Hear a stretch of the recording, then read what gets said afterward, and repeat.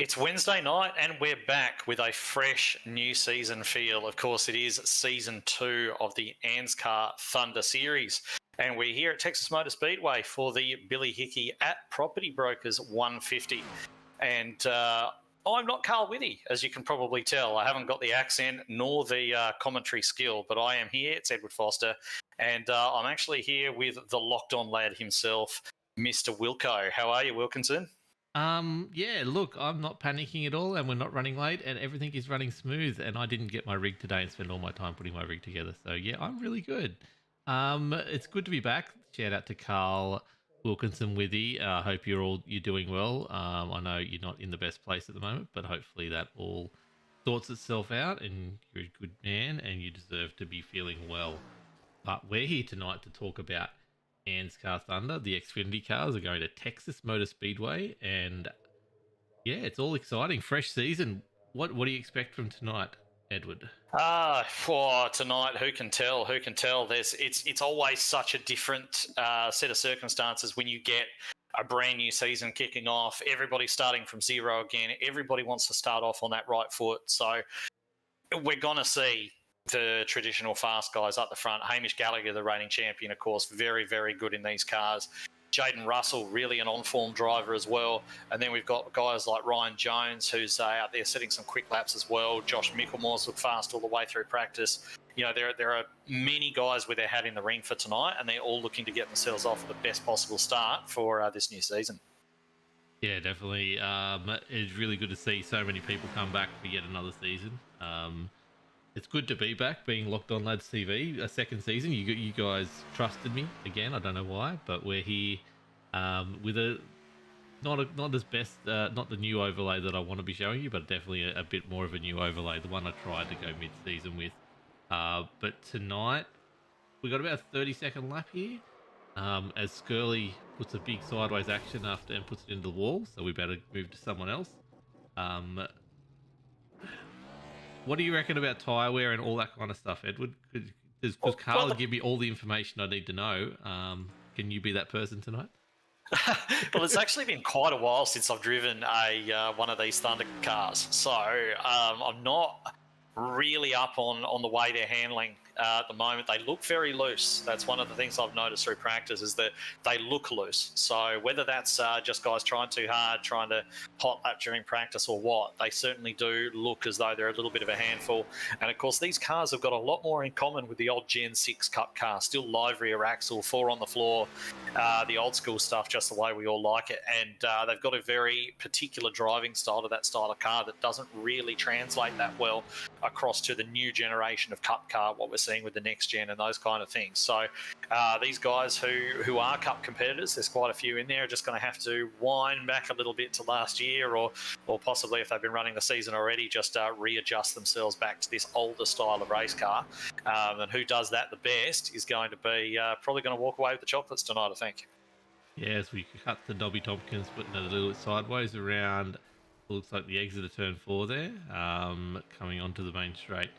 Do you think there's a particular part of this track that will keep people guessing? We were talking to a unnamed source before the race, and he was considering lap 1, he's got his name, that wall has his name all over it. Is there a particular part that you'd be trying to keep an eye out for? Yeah, certainly turn 1 and 2 is the challenging part of this racetrack. It's been modified in the last couple of years, and they've reprofiled the turn 1 and 2 especially. It's not been particularly popular. I have to say that I'm not the biggest fan of it either. But anyway, we're just going to have to see how the guys handle it tonight. It's going to be the same for everybody, of course. So moving out to the grid now, we're getting all the drivers lining up, as you can see them diagonally as they do in pit lane. And we'll just run through the grid real quick. Probably a good time to do it now, right before the start of the race. So Jaden Russell, pole position. We mentioned, didn't we, how he was really on form at the moment, and he's pulled a great lap out there, 30.302. And Ryan Jones going to be joining him on the front row. Micklemore and Gallagher, the Mitch Motorsports teammates, they're going to be sitting there on row 2. Then we've got Nigel Patton, great qualifying from him up there in P5 alongside Dave Douglas there in P6. Then we've got Williams and Skurlock, former teammates, of course. there on row 4, row 5, Aidan Schultz and Justin Witcher.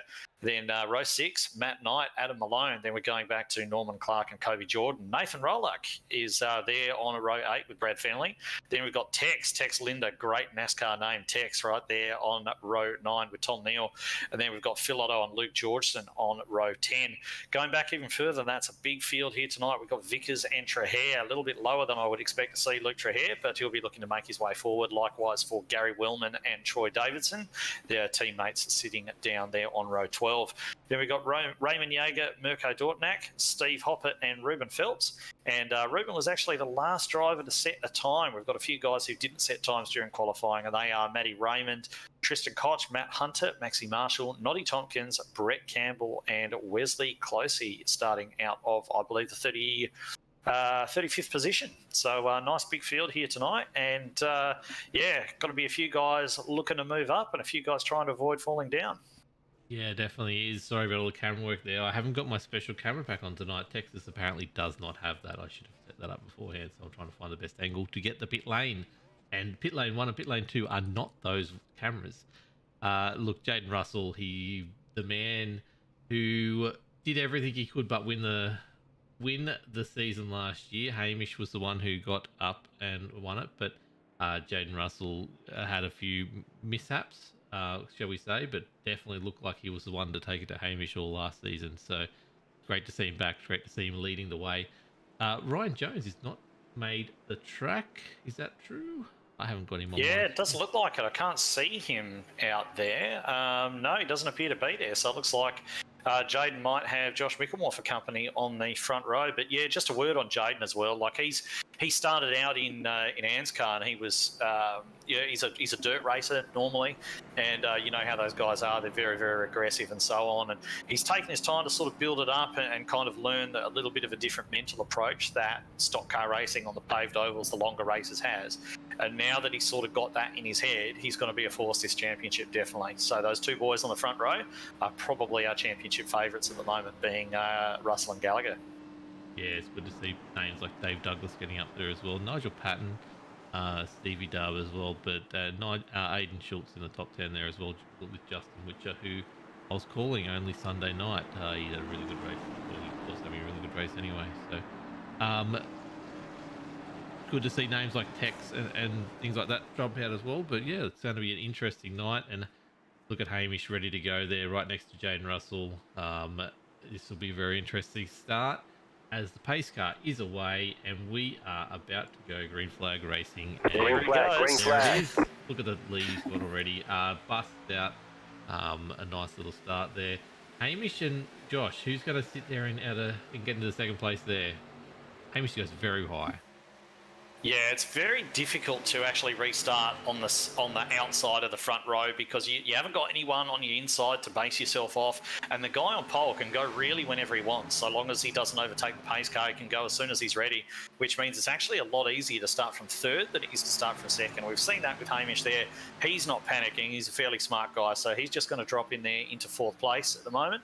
I believe he's sitting there in fourth behind Douglas and Micklemore as well, and Jaden out to a healthy lead, but as we know, these things are very sensitive on tyres, and if you do push really hard to build a gap, not only are you going to lose it when the caution comes out, but you're going to hurt your tyres as well. So he'll probably just push himself into a little bit of a rhythm now once he gets happy with that, with the tyre temps and everything like that, and then the other guys will be able to line up and go to work. Yeah, definitely. As we go to the back of the pack here, there's 3 and 4 wide here, which is crazy. I'm just going to let Edward see what I'm actually showing people, which is a handy thing I forgot to do. But there you go, Edward. You can see what I'm showing. A lot of action happening. Dave Douglas had a great start up into second. That's a really good effort. But we've got Brad Fenley back here on his own, but in front of him 2 wide, 3 wide, right at the back of the field there. All kinds of things are happening as it looks like Maddie Raymond and Nobby Tompkins are getting right in the action there. Yeah, try and sort this. So is that Ryan Jones at the back there finally? Yes, so he has joined the race. Yeah, he came out of pit lane. So I don't know if he had. Yeah, it looks like he had a connection drop out right before the start. So he's got back into the race now. He's going to be a couple of laps off the pace, I think. Just having a look at him, he is 2 laps down. Okay. So he's going to need a couple of lucky dogs to get that back. He's not going to unlap himself on pace. Whoa. Steve Hoppett there making a big swing to the inside. ANZCAR veteran, very popular little race streamer, YouTuber as well, Steve Hoppett. Loves streaming his races. I love watching him as well, but it looks like he's had a big moment there, shot down to the apron, and it looks as though he's managed to gather that up. No harm, no foul. As we go back to the front, Jaden Russell pulled it out to 0.7 of a second here as they all stand in line to chase him down. Davey Douglas leading, Josh Micklemore, Hamish Gallagher just sitting perfectly in that little 4th spot there, with Michael Skurlock happy to be the 4th in that run. Yeah, it looks like Micklemore's starting to size up Dave Douglas as well. Just the way he's coming off the corners, you can see he's actually probably carrying a little bit more momentum there. He's not overly impatient, Josh. I don't think he's going to push a move before he's actually ready. But certainly the way he came off turn 4 then, he looked as though he's potentially got a little bit more speed in that car at the moment than Dave. Yeah, definitely does. And he's easier all over him, but they are slowly bringing that gap back down to Jaden Russell, whether he's just deciding to hold on to those tyres a little bit and just come back, or these guys are working together really well to come back and start taking him down. But the field has strung out a little bit now as we see Kobe Jordan and Raymond Yeager. Kobe Jordan there going high with Raymond coming underneath there, making a nice little move there to move up another spot there. And we see still the back of this pack with Ryan Jones trying to make his way through, even though he's 2 laps down. All you can see is those yellow cars of Raymond Yeager and Nobby Tompkins going too wide with many cars there. Yeah, Maddie Raymond actually in that yellow and red car with his teammate Noddy Tompkins, of course. Yeah. Just keeping a bit of an eye on Ruben Phelps as well. We mentioned that he qualified down a little bit further than we expected him to do. He's slowly making his way up. He's just past Troy Davidson. He's up to 24th position now, and I'd expect to see him knocking on the door of the top 10 certainly by halfway through the race. I reckon he'll be up there. Yes, as we are 8 laps down into this 100-lap race, thanks to Billy Hickey and at Property Brokers, the 150 at Texas Motor Speedway. Josh Micklemore is just biding his time, but it's down to under half a second now between Dave Douglas and Jaden Russell as they really come back and grab hold of him. These top 5 have got a nice little gap then over. Stevie Dub is sitting another half second back there and looking really well. We go back, we've got some action happening just in front of Phil Otto there. Luke Trahere and Gary Wellman, 2 people we named that were a little bit further down the field than they should be, just getting past Kobe Jordan there as well.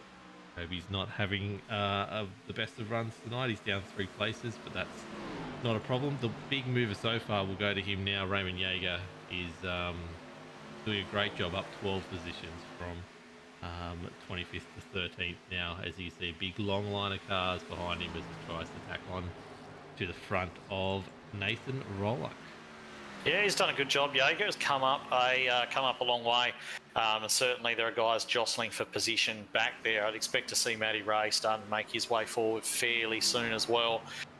But he's sort of renowned for playing the long game, definitely, Matthew Raymond. So taking a look at the front, the gap between first and second has definitely closed. Josh Micklemore still sitting on the back of Dave Douglas as they push up to Jaden Russell. I'm not sure if Jaden was a little bit quick out of the gate and maybe built up a little bit too much temp in those tyres, or whether he's just he wanted that gap to avoid getting caught up in anything early, and now he's sort of backing it down and taking care of everything and running his race pace. But certainly that gap has come down just by a couple of tenths, sitting there at 0.4 of a second right now. So Jaden just keeping the rest of the field at arm's length at the minute, but it doesn't appear as though second, third and fourth, they're all good old boys by now. They've been around a long, long time. In fifth back there, Skurlock, Williams, and all those guys have been doing this a while, as we see Micklemore go for a move down the inside of Dave Douglas. He's got his teammate Hamish Gallagher right there with him, and they're both going to try and clear the number 10 there on the low line.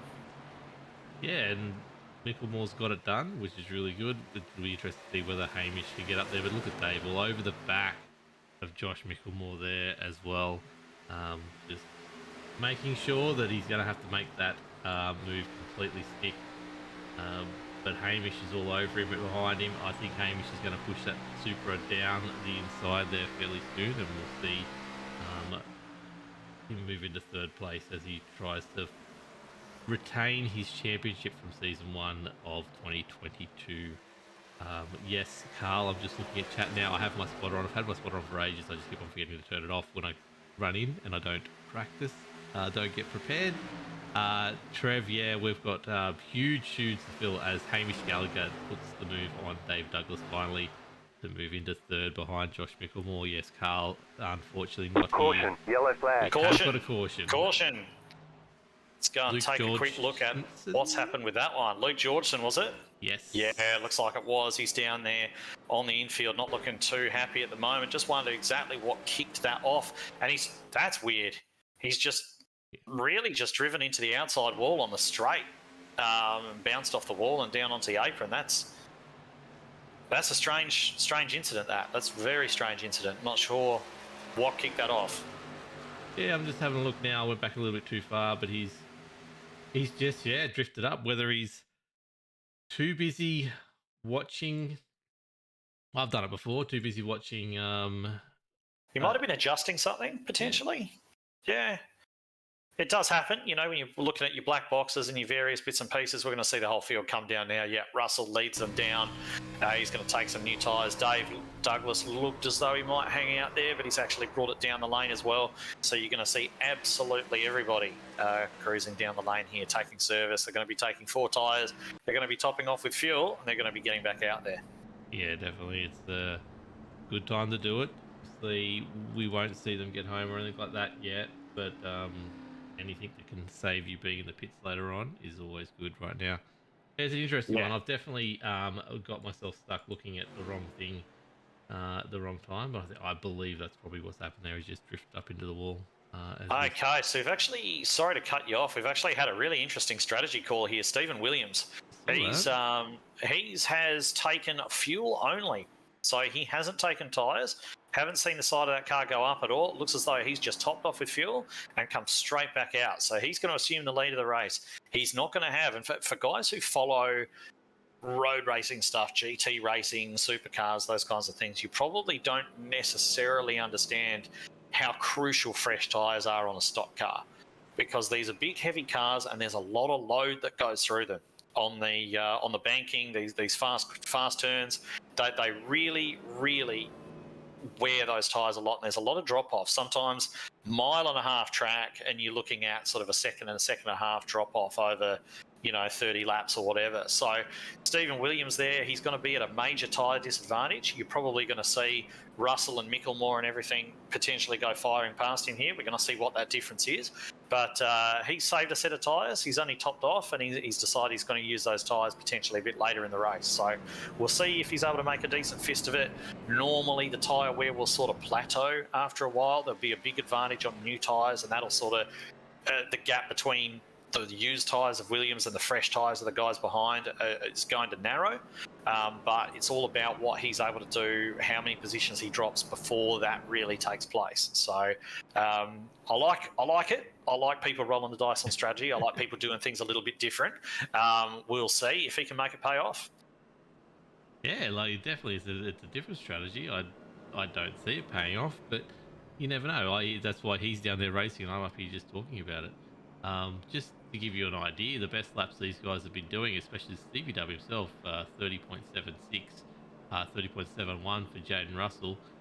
They were doing sort of 31.2s and 31.5s after the just before the caution. I was keeping an eye on. So that there's a half second just in that 16 laps. So he's going to be really looking at doing half a second slower than these guys straight up, and obviously getting off the mark will be a little bit more difficult for him.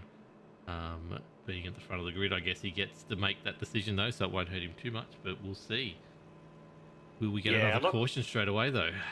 Yeah, I mean, it's probably related to the fact that there is a tyre set limit for this race as well. So you get 4 sets of tyres total, including the set that you start on. So everybody else now has only got 2 more changes coming up. So 2 more sets of fresh tyres they can take after these ones. Steve has still got 3.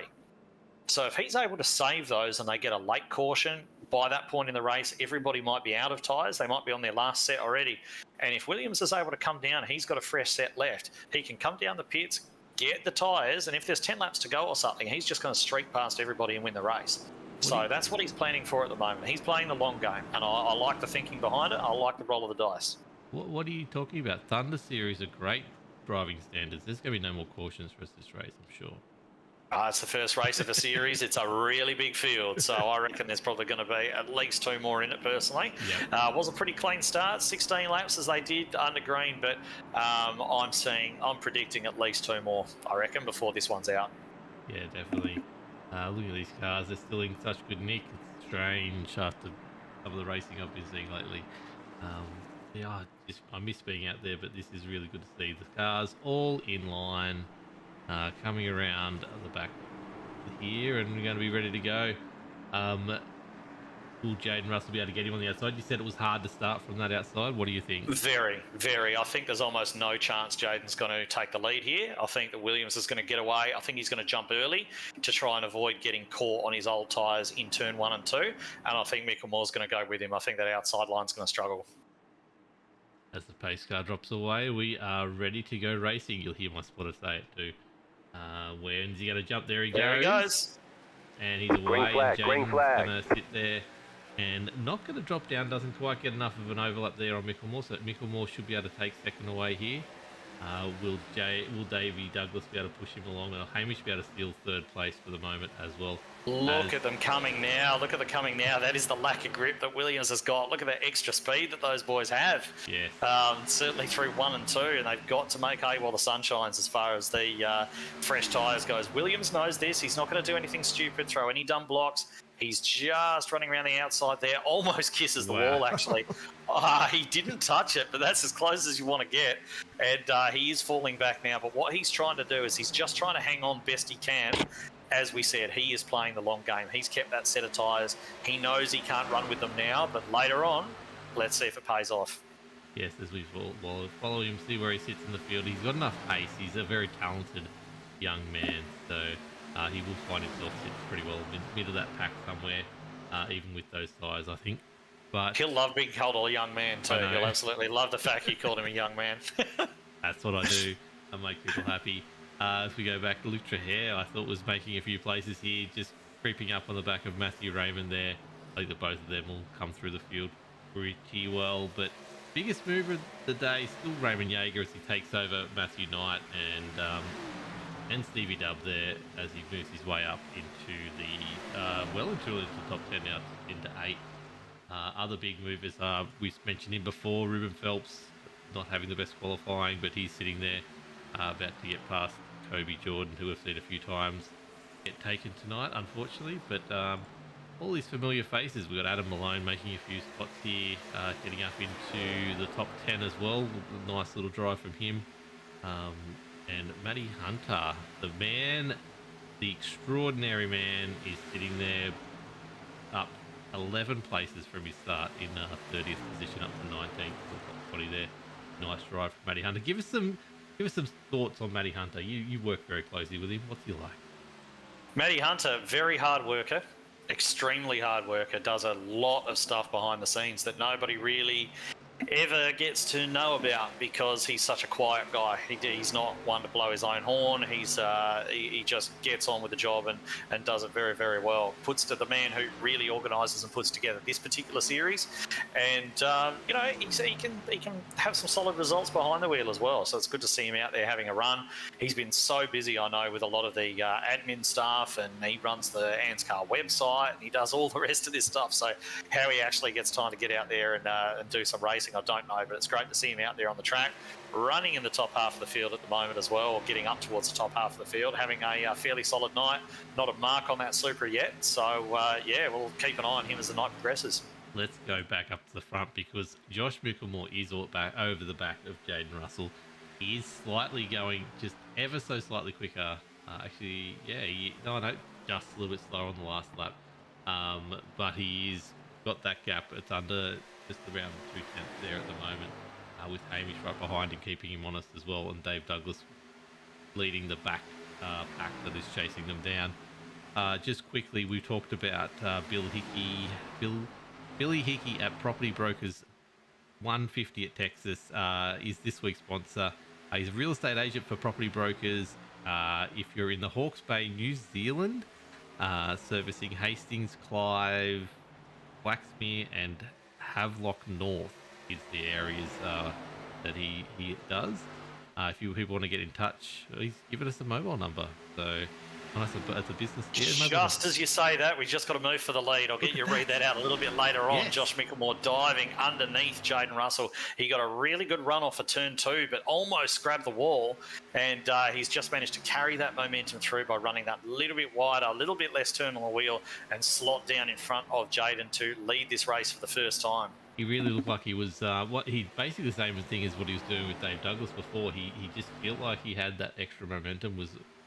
We've got a car on the bottom as well. Yeah. Sorry, we've got a car on the bottom who's struggling there. Luke Georgeson looks as though he's had his second wreck of the night, unfortunately. And no, it's not even a wreck. I think he's just blown his motor and tried to get it back to pit lane, carrying a lot of damage there, obviously. Blown the motor, and that thing is going no further. So that brings out our second caution. Not the best night for poor Luke. I know he loves his racing, but he definitely will be disappointed with tonight. Yeah, he's just paddling at the back of the field there, so I can't really get much out of that. But yeah, so he's brought out the second caution tonight. So let's have a look. What's Stevie Dub going to be doing in the pits this time? I reckon he comes down. I think he comes down. I don't know what the other guys are going to do. I think with the tyre limit, I'd probably be staying out, although Micklemore does look as though he's kind of fainting towards the pits at the moment. Is he going to jump down? I wouldn't think so, but I've been surprised before. But I would think that we're going to see Stephen Williams in this time. He's going to go drop right to the back of the field, but he's going to have a pace advantage. Yeah, Micklemore stays out. So let's keep an eye on Stephen Williams, who's dropped all the way back to peak 20. Off sequence with everybody. Is he going to dive into the pits, or is he happy enough where he is at the moment?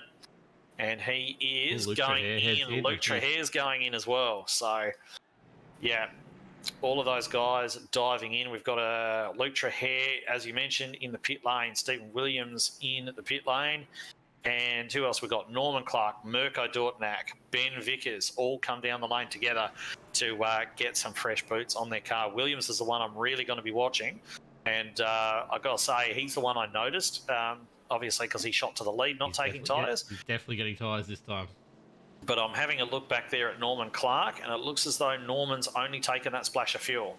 So there's a few guys there who only went for the splash of fuel as well. So some really different strategies playing out tonight. It's great to see. It's going to be really hard for us to keep all track of. We're going to do our best to do it. But, yeah, certainly it's great to see all the different strategies playing out, and makes it a little bit different, makes it a little bit unpredictable. So Norman Clark's going to slot out of the pits right there in front of Mirko, behind Steve Hoppert, Luke Trahere there as well.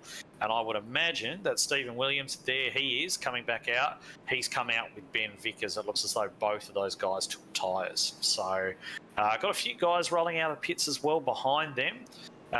Doesn't look as though there's any damage on those guys' cars. I must say that I'm not 100% up to date with the strategies that those guys are on as well, but certainly everybody behind Norman Clark has been through the lane. And just for an update on young Ryan Jones, who qualified P2 2 laps down because of connection issues, is now on, from what I can tell, the lead lap. Well, that makes sense. He was 2 laps down. There's been 2 cautions. He's taken 2 lucky dogs, and now he's on the lead lap. So that makes absolutely perfect sense for him to be there. Is he coming in to grab another splash of fuel? There's a nice little strategy for you. It looks like he is. Yeah, why not? You're at the back of the field, so why not come in, get that, try and play a little bit of a strategy game. It might come in, might help you out later on if it turns into a fuel mileage race to have those extra couple of laps. As we see Ben Vickers do the same thing, although I'd say Ryan Jones has done his lucky dog and got on the back and this is just carrying fuel, but it looks like Ben Vickers might be either just touch up a fuel by the look of it. I think Ben took some tyres there, actually. Just taking a look at that. Yeah, it looked like, very hard to tell, actually. But that's his third stop now, so that's very interesting. Yeah, I think I saw the back of that car raise up, but it's a little bit hard to tell. But anyway, so varying strategies at play out there at the moment. Josh Micklemore, your leader, from Jaden Russell. And, of course, Mitch Motorsports, which is Josh Micklemore, Hamish Gallagher, they work very closely with Synergy, who is Jaden Russell's team as well. So I believe that they're not the same team. They're not teammates by any stretch. They race each other very hard, but they're also, I believe they communicate. during the race a lot more than say Micklemore would be with Dave Douglas, for example. Yep. Yeah, so they do work together to a certain degree, and I believe that Josh has sort of helped get Jaden up to speed with this style of racing a little bit. I could be wrong on that, but I believe that is the case. Both Murray Bridge boys, the two leaders up there, I'm given to understand. I know Micklemore certainly is. And we're going to see those boys starting out there on the front row as they all form up 2 by 2 by 2 by 2. And we're going to go racing again at the end of this one. Yes, it's going to be great to see. So quickly before all hell breaks loose, I was trying to promote Billy Hickey. Yes. 021 149 9464. Get your pen out. We'll do it one more time. 021 149 9464. If you are in any of those areas, Hawke's Bay, New Zealand, servicing Hastings, Clive, Flaxmere and Havelock North, or billy.hickey@pb.co.nz. Or there's a billyhickey.co.nz website if you want to go check all that stuff out. That's enough for the plugs. Let's get back into this racing. It's about to happen. Josh has the inside run. It's the same 4 that we've seen at the front for 28 laps now, or 31 laps now since the race started. Even top 5 really. Justin Witch has made himself up to 5th, which is, or 5th, 6th it'll be. He'll be 6th. Yeah, he'll be 6th. I'm Great looking run at from him, timing actually. board that's not really doing the best at the moment because obviously they're nose and tail of each other. So. Well, here we go. We're about to go green. When is Micklemore going to jump? You'll probably see Russell jump at the same time because they will be in contact. Yep, they jump pretty close together. Micklemore away really well. Russell away quite well as well, but he's going to have Hamish Gallagher looking down the inside there, and hard as ever to start on the outside of that front row. Maybe they weren't talking to each other on that occasion, but yeah, certainly Gallagher through to P2. And they're still too wide back there as they get the seal sorted out. Skurlock, he's just slid up in front of Justin Witcher. And Jaeger, Patton, Schultz, Ruben Phelps, Malone, they're all in a big pack back there. So they're going to get themselves sorted out. And, well, they probably won't get themselves sorted out too quickly. They're going to be running side by side by side. And, yeah, trying to get the position off the other guy. Certainly you'd want to be on the bottom at the moment. Whether that's going to be the case for the entirety of a tyre run, I'm not sure. But definitely at the moment, the power seems to be with those guys who can get to the inside. Let's go back and have a look at Stevie Dub on the back of Luke Trahere and Gary Wellman as he uses those fresh tyres to full advantage. I'll be interested to see his lap times once he gets up to speed. He's closing in very quickly, as you see from the chopper cam on the back of Luke Trahere as Gary Wellman puts a move there on Norman Clark. Yeah, Wellman just down under Clark there, as you say. And, Williams not making the immediate headway that I thought he might make. But in any event, he's back there with guys that are potentially on new tyres as well. As we say, we sort of noticed the tyre strategy that Williams was on because he shot to the lead, but not sure if those other guys who are in there behind him took tyres as well. But I expected him to really be making waves and shooting up through the field, but he hasn't done that so far. So maybe he's just being a little bit nice to them, or maybe he doesn't necessarily have the speed on the new tyres that we expected. So we'll keep an eye on him. Previous lap was a 30.9, which was one of the not as fast as Micklemore and Hamish, but pretty much it was about half a second quicker than anyone around him. But his last lap just gone is actually slower than the guys around him as he's down the inside of Luke Trahere, but doesn't quite have enough pace to get on. But Ben Vickers behind him, really putting on the pace. And coming through the field looking like he's got better tyres than Stevie W, even though we know they're on the same. Very interesting little strategy here. We said Ben Vickers trying to go around the outside here has stopped an extra time. He did grab that extra bit of fuel, so if he does come in, he'll be able to do a slightly... If we get a green flag racing anyway, he'll be slightly less in the pit than anyone around him, or even if it is a caution as well. Well, he won't. He'll take tyres. If there's any significant number of laps between now and then, he's going to take tyres anyway, so it's not going to save him a great deal of time. It's more a range related thing. Yeah. If we do go green to the end, he's going to be able to run those extra couple of laps, which may come into play if fuel gets tight at the end. So he may not need to stop again where somebody else might. It's going to take a very specific set of circumstances for that to happen. But these things crop up more often than you'd think, and just sit somebody onto a perfect strategy. So don't rule it out. Yep, he's actually taken Stevie Dub and put a length on him already, and he's on the outside here of Luke Trahere. getting right alongside him, and if you can get down on the inside of him, I think he's going to be able to get past him. As Gary Wellman up front is moving past Nobby Tompkins, and Nobby Tompkins got a bit of a tap in the rear there at some stage. Got some extra little panel work that someone has done to him. But that's unlike Nobby. Noddy, sorry. Quick shout out to Noddy, actually. He notched his first win for that team, I believe. Certainly his first league win the other night in the Weekend Warriors 87 series. I was in that race.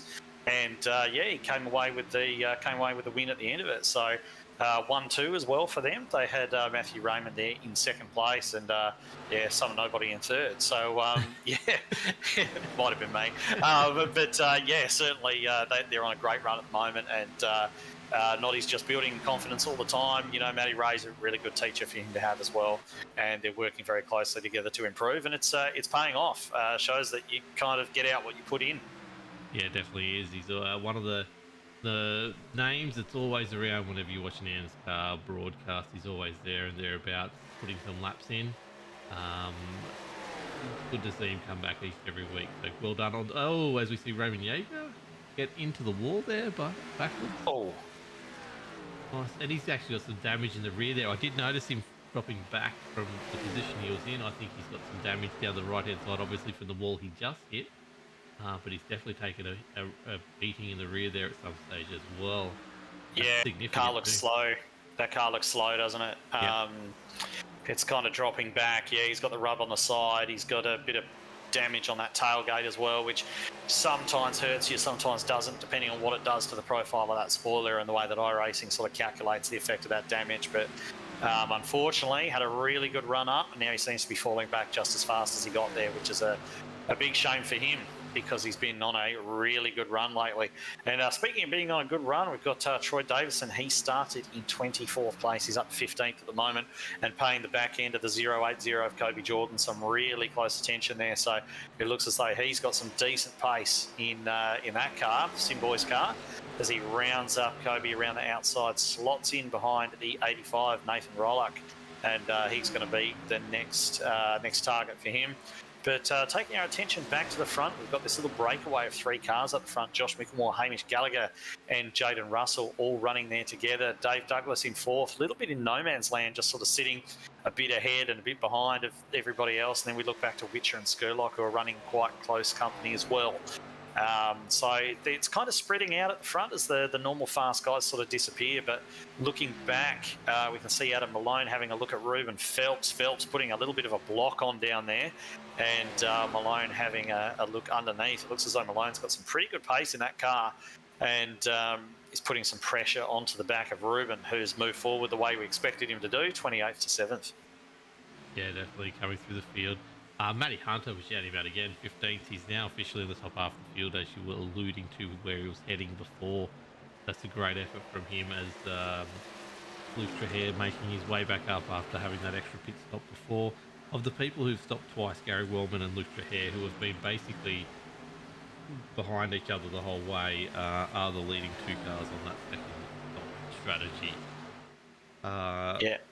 And I just wanted to quickly shout out to Raymond Yeager's down to 28th, unfortunately, but the other person who I was trying to get that was seen to be going backwards a little bit was Aiden Schultz. He's just outside the top 10 again. I was looking, yes, there is some damage on the front of that car.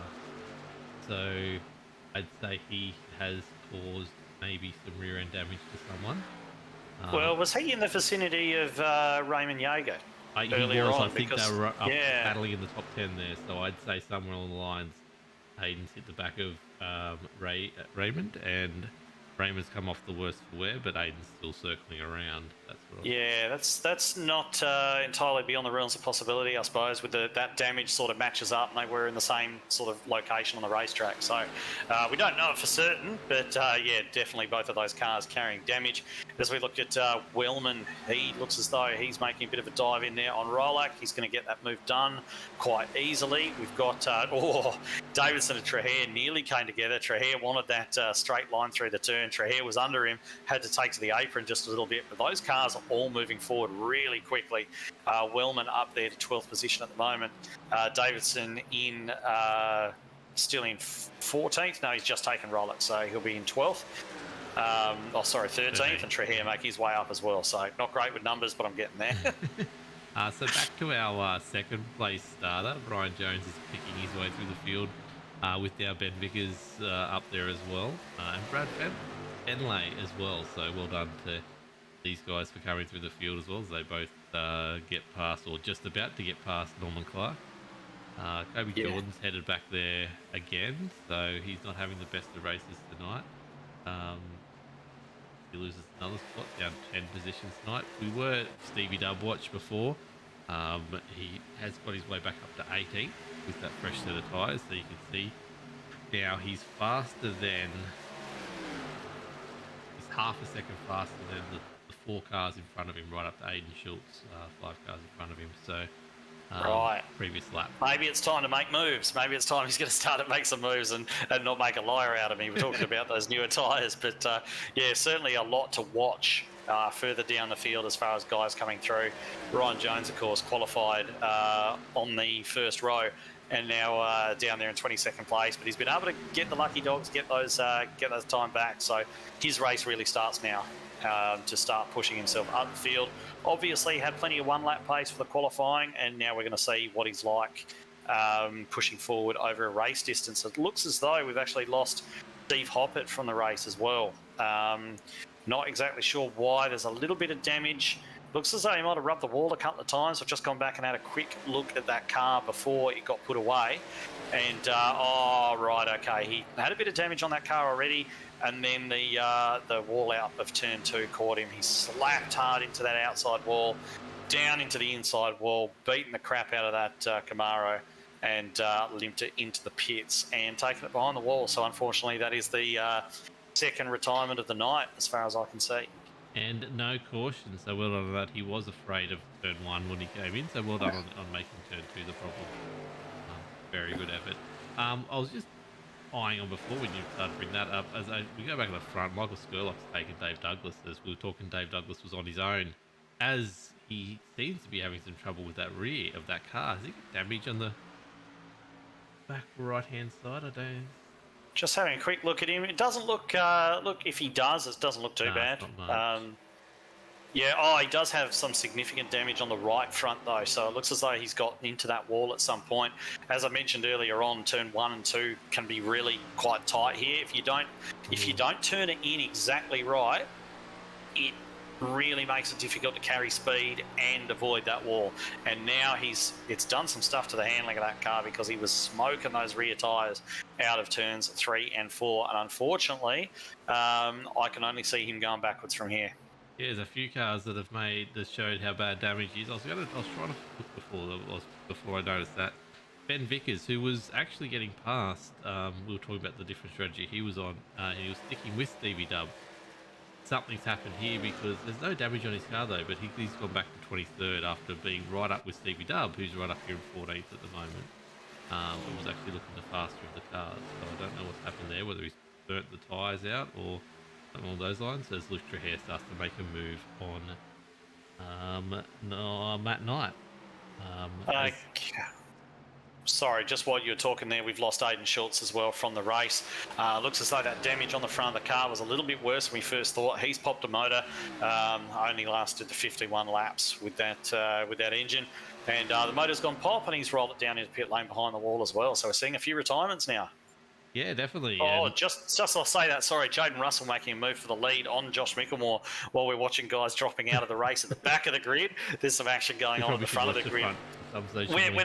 When it looked as though there was nothing about to happen, and then suddenly there's a change for the lead. So Jaden Russell slotting down the inside of Josh Micklemore, very much the way that Micklemore did to him earlier on, regains the lead. He was a pole position winner, of course, and set the fastest one lap, lost the lead earlier on, and has now come right back and grabbed it off his mate, Josh Micklemore.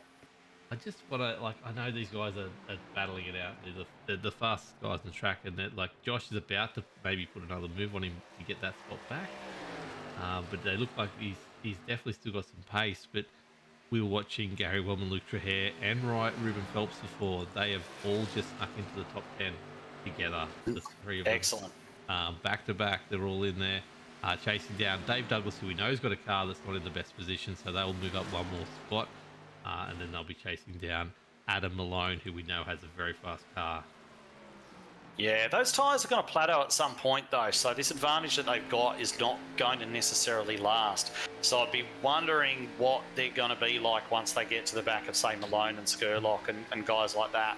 Especially Skurlock, who is fairly decent on the tyres at a lot of places. So, and also Micklemore, you're talking about potentially having a run back at him. I think he's probably a bit too smart for that. He's definitely a long game thinker, and he's not going to want to burn up his rubber and everything else, fighting side by side with Russell, trying to take every run and dive back down the inside. He's not going to want to do that. He's got his mind on where he is after 100 laps, not after 58 laps, where we are right now. So he'll settle in there. He'll try to keep his tyres as cool as possible, being in the wake of that car in front. Of course, he's got his teammate Hamish Gallagher behind, and they're definitely playing the long game, those three out the front. Yeah, definitely are.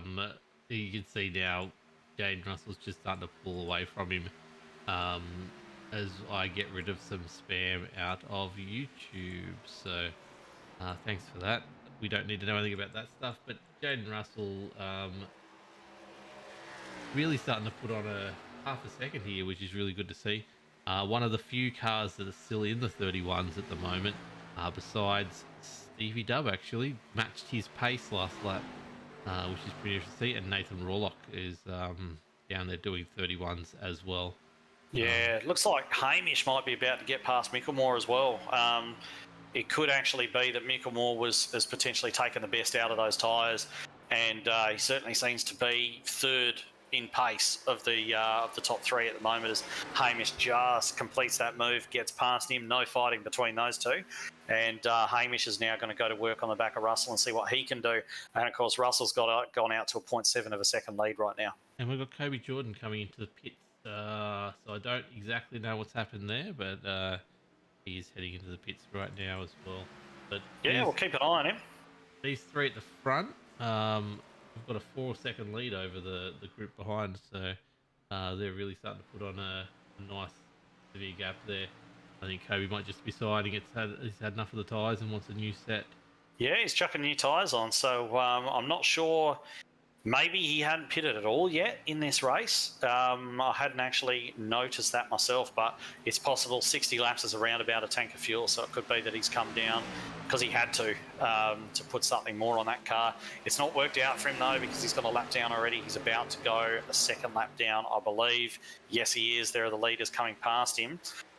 So, yeah, that hasn't worked out. If that was a strategy call, that hasn't worked out for him yet. Yeah, so my timing board has him. That's his second stop of the night. Okay. So the first stop, I assume, would have been around about, as we've got Brett Campbell coming in as well for his second stop of the night. But he's got a little bit of damage down that right-hand side as well, but he's definitely heading in. Yeah, so some varying strategies playing out. Looks as though we've got Mirko Dortnak. He's on the pit road as well. Looks like he's actually been there for quite a while. He's 13 laps down. Luke Georgeson's still sitting in there, 37 laps down. What's happened here? He's coming in as well. Yeah, Malone coming in for tyres. So it could be that. Yeah, it could be that they're watching each other, just covering each other off, etc. Or it could be that we're now within the fuel range of the end. So these guys could be pitting to get themselves to the end now. And if it goes green, they could be in great shape with this undercut. The undercut is so powerful in these cars. And we get a yellow flag. Caution. That's worked out beautifully for Malone. Maddie worked Hunter, out absolutely beautifully. Not facing the right direction. We talked him up, and it all happened. Aiden Schultz is in chat saying that wasn't ideal. No, it wasn't. So what's he done? He looks like he's just got loose or tight more than anything else. Yeah, tagged that famous wall on the outside of turn 2. And avoided the car on the inside. Smacked the inside wall, though. Turned it around, and that's his night done, to be honest. That's done like a dinner. I don't think he's too happy either. He's stoked up those rear tyres. Don't think he's going to be overly pleased with himself, but that is really unfortunate. He was having a good run. But that has worked out for Malone. So long as the pace car hasn't caught him at the wrong point, I think that's going to work out brilliantly, because he's just taken the tyres. He's going to catch the back of the field. Everybody else is going to come down and get tyres now, get set to the end of the race. And Malone's just going to, if he's not a lap down... He's a lap down by he is. scoreboard, yeah. Yeah, he might be able to get that wave around and get back though, but that's a shame he dropped that lap, and that's what I meant about the pace car not going in front of him, so Tex is technically in front of him, so he can't. Yeah. Oh no, there's a whole heap, but we still may get it. We'll see what happens. Where's the leaders at the moment? Yeah, let's see what he does. I think he'll probably end up behind the pace car, get the wave around, and have to come back to the tail end of the field, which is unfortunate. That's what I was saying when I said, depending where the pace car was and how it came into play, because if he'd managed to get out of the pits ahead of that pace car, he would have been leading the race. Yeah, and there's so two cars that have stayed out anyway as well, so he's going to be stuck behind them for starters. Yeah, such fine margins your race hangs on, but that could have worked out fantastically well. But either way, he's got his stop done. He's going to be good to the end. He'll just cruise up now behind Kobe Jordan. They're both stuck up there behind the pace car. And as soon as we go one to go, they will get waved around and they'll be able to get their lap back and join the tail end of the field. Yeah, let's have a look at the smoke coming out as Hamish almost gets there in front of Nearly. Michael Skurlock looks like he's probably got him. He has, yeah. He jumped Micklemore, so Skirley's going to jump up there into third place. So he's actually jumped Witcher and Micklemore in the pits, which is a really good run. He hasn't jumped them by enough for me to think that he's done anything weird. I think he just got a good stop. Trahair's right up there now as well. Look, Trahair's right in there behind Micklemore. So with Gary these Wellman guys behind him for the first time, I think, in a little race. Yes, Stephen Williams, which is still in there. So, yeah, cream rising to the top, as they always say. Shout out to the old teammate Norman Clark there running in the top 10 as well. Not sure how that's going to correct when they come across the line, but he was certainly in the top 10 before they came in. So that's good to see as well. At the moment, unfortunately. Okay, yeah. We do still having a great race, definitely.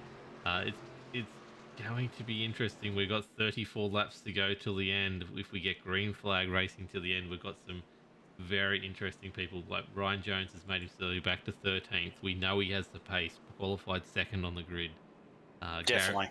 Gary Wellman, Luke Trahair up 17 places each. Ruben Phelps and Matthew Raymond right behind each other, up 19 places each. It's definitely going to be a great night, but obviously the front of the pack, Jaden Russell, Hamish Gallagher, and now Michael Skurlock, Josh Micklemore. These guys have had the pace all night. It's just going to be interesting to see what happens between those guys and this charging bunch of Luke Trahair and Gary Wellman and Stevie Dubb, Ruben Phelps and Matthew Raymond. Yeah, well, you've got to remember that charging group were doing the charging because they had fresher tyres on than everybody else. So now we're going to see what kind of pace they've got at an even playing field. Have they got anything for that breakaway trio that we saw? The Russells, Gallagher, Micklemore, those guys, they've been setting the pace all night. Has the Trahair, Wellman group, have they got anything? Was being back in the grid like they were, sort of hiding their potential and hiding their pace. What are they going to be able to produce? So it's going to be fascinating to see if we can turn this leading trio into a leading quintet or something like that, and have a five-way battle for the win. I think that Jaden's looking really good as far as his pace goes. He seems to have long-run pace now that he didn't necessarily have in that first stint. So I think he's going to be really hard to stop. But you can't rule out guys like Gallagher, who's so good in these cars. You can't rule out Skurlocks and Micklemore's, and Trahair's had a great year as well, notched a couple of wins already in the truck series. He's going to be worth looking at. So it's going to be fascinating. And, of course, all the cars now, as far as fuel's concerned, they're good to the end. So these guys are now playing for that checkered flag. They're not playing for the next pit stop. They're not playing for strategy. They're not playing to put themselves in line for something else. They've now got their eyes on the checkered flag, and they're ready to go. That's what they're aiming for. If we get another caution, we get one. But that's what they're aiming at now. They can get home. They know they don't have to come down that lane again. And it's going to be really cool to see what approach each driver takes. Are they going to try and pace themselves for that time, or are they just going to go balls out and see what happens? So we're going to know in a couple of seconds. Yes, we will. There's a lot of story to tell yet, and I can't wait to find out. There's an amazing top 10, to be honest, and yeah, I can't wait. This is going to be a very spectacular finish, hopefully. So we've had, I reckon, 2 sets of tyres each. There may be 1 set of tyres left on everyone. but I don't think anyone's got anything special up their sleeve at the moment as far as tyres go. Perhaps Williams has one extra set. I'm not sure about that because I think he came down when a whole lot of others didn't. So I think that might have evened out. Yes. So yeah, I think you're right. Everyone's going to be pretty much the same. So let's see what Skurlock can do from third position there. He's going to be right behind Russell as he jumps. There he goes. Green, and looks like the Mitch guys lining up there on the outside. They're not allowed to change lanes, of course, until that start-finish line. And Skurlock probably didn't get away as well as I expected him to, but it looks as though he still might be able to gain one position down there on the bottom. But Hamish Gallagher's going to be very, very happy with holding on to that second place and not dropping back to third like we've seen on every other restart so far tonight. They're 3 wide in the background. It looks like Witcher in the middle of that one. He's got Stephen Williams on the outside, Ruben Phelps on the bottom, and they managed to sort themselves out now. Stevie Dubb's still holding that outside line, running along the wall. Did Gary Wellman get a touch of the wall there? It looks like he's lost a little bit of momentum. He was up very, very high. I think he may have actually rubbed the wall and copped a little bit of, doesn't look like too much damage. It might have just sucked a little bit of momentum out of that car. Yeah, definitely that front end has a little bit on it. You can definitely see it looks like a little bit wobbly as well. But it's going to be, yeah, these guys, the backpacks definitely already seem to be dropping off this front four of Russell, Gallagher, Skurlock and Micklemore. These guys are battling out for the podium and they've already put on over a second almost back to Luke Trahere battling it out for fifth, which is a great position for him to be in. Sneaky little Ryan Jones getting into the top 10 there as well. I was just about to call that. I was just about to say when you stopped talking, have a look at Ryan Jones up there as he's still fighting. Williams is fighting for it, but he looks as though he's got that move done. He's come from 2 laps down into the top 10 now, and he's going past Wellman as well. Wellman looks as though that damage might be hurting him just that little bit. Jones slips past him into what's going to be 9th position now, and he's got his eyes on Matthew Raymond, so he's going to be watching the leader. He guarantee Ryan Jones thinks he can win this. We'll see if he's right. Is there ever a moment that Ryan Jones doesn't think he can win something, to be honest? No. There's his opinion of himself is quite high, but he also thinks he can win the dirt championships that are racing on a different server right now. Caution. We've got Troy Davison going back as Norman Clark as well. It's the big crash. It's a big one. It's definitely a big one. It looks as though Troy Davison has actually come down on, I think, Knight in the 25 has stuck his nose where it probably didn't belong. But to be perfectly honest, I think maybe Davison could have left him a lane on the bottom when he saw him coming in, but that has hurt Davison quite badly. It's turned him around, and a lot of guys have cannoned into that. Who's he collected?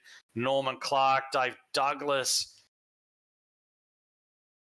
and the 90 car as well. Nigel Patton, after such a good qualifying. Nigel Patton carrying a lot of damage involved in that too. So there's a lot of cars with damage, and yeah, definitely.